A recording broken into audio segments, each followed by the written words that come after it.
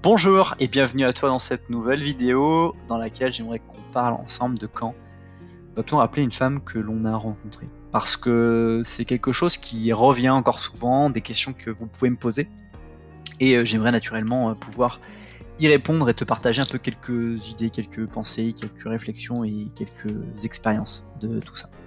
Donc le moment que tu choisis pour joindre une femme qui t'a donné un numéro de téléphone en dit long sur ta personnalité, tes intentions, et aussi parfois même sur le contenu de votre relation. Trop rapidement, tu passeras pour un cavaleur, un patient qui ne cherche qu'une seule chose, à conclure. Et si tu laisses passer trop de temps, tu ne seras plus crédible car pas forcément intéressé. Et donc, généralement, je pense qu'il faut laisser passer quelques jours tout au plus, mais pas moins et pas non plus trop davantage. Donc, comment savoir le bon délai? Ça, c'est la première clé de lecture que j'aimerais te donner. Donc ça va dépendre vraiment de la manière dont la première rencontre s'est déroulée. Si tu as quasiment fait l'amour dans les cages d'escalier quelques heures après l'avoir rencontré et qu'elle t'a donné son numéro de téléphone en 5 minutes, il est évident que tu n'as pas besoin d'attendre pour décrocher ton téléphone. Tu as juste besoin de savoir comment vous situer et envisager la suite des événements. Donc ça, c'est vraiment un point. On va prendre les points extrêmes. Mais si à l'inverse, tu as obtenu son numéro de téléphone après une très longue discussion dans une soirée, alors là, tu peux vraiment la faire mijoter un peu parce que très souvent, en fait, le contenu de la conversation que vous avez eue, les sourires qui se sont échangés, la connexion que vous avez développée, fait que tous les deux, vous pensez l'un à l'autre. C'est inéluctable. Très souvent, elle a pensé beaucoup à toi et elle va se dire quand est-ce qu'il va me rappeler. Est-ce qu'il va me rappeler si tu lui as pas laissé ton numéro de téléphone, mais bon, en général, tu lui laisses quand même. Vous avez échangé et pas juste, tu n'as pas juste pris son numéro, mais vous avez échangé. J'aime bien faire cette notion. Et donc, voilà, l'objectif, ça va être de jauger tout ça. Il y a quelques cas particuliers que j'aimerais parler avec toi quand même au moment de cette vidéo. C'est lorsque tu rencontres quelqu'un, quand tu es en voyage ou que tu pars en vacances quelque part, ça serait vraiment dommage de laisser s'écouler du temps. Donc tu peux la rappeler dès le lendemain. Et puis surtout l'état d'esprit. Quand tu es en vacances, ça diffère un peu de celui de la vie de tous les jours.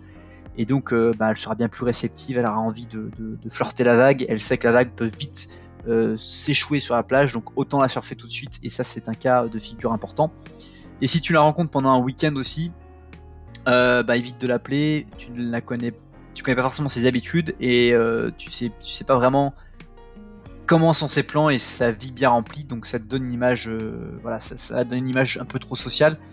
Donc voilà, essaye de voir comment tu peux faire si tu la rencontres pendant un week-end, mais tu peux la rappeler très vite aussi si tu la pendant un week-end dans les minutes ou les heures à venir.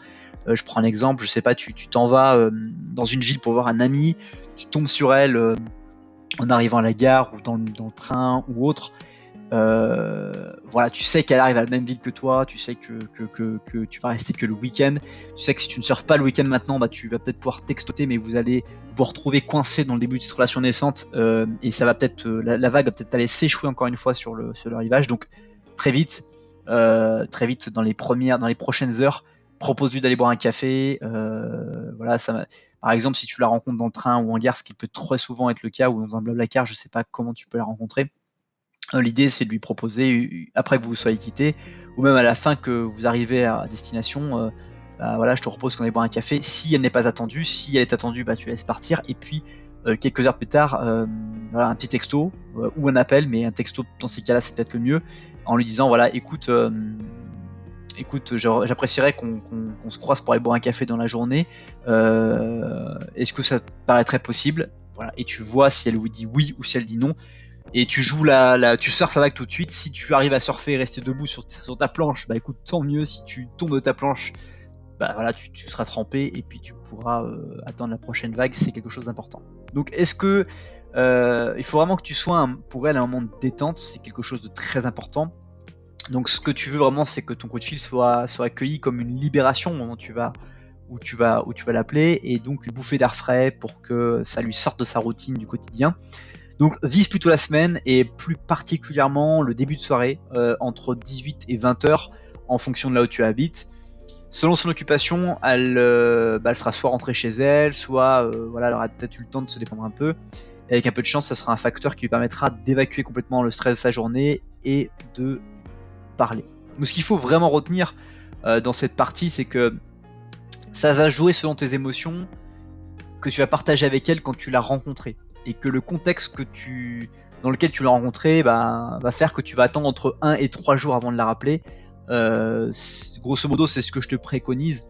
Donc si c'était vraiment quelque chose où il y a une grosse conversation, tu vas te laisser le temps de réfléchir à tout ça et de voir vraiment si ce que j'aime vraiment, ce que j'aimais dans ce type de situation, c'est de voir l'impact que la conversation et de cette rencontre a sur toi.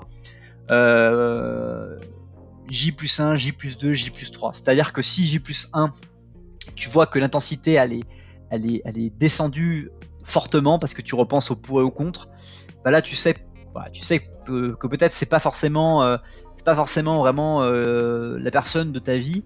Si tu vois que J+1 c'est à fond, J+2 c'est à fond, J+3 c'est à fond, bah le J+3 tu vas pouvoir vraiment impacter parce que tu sais que ce sera important.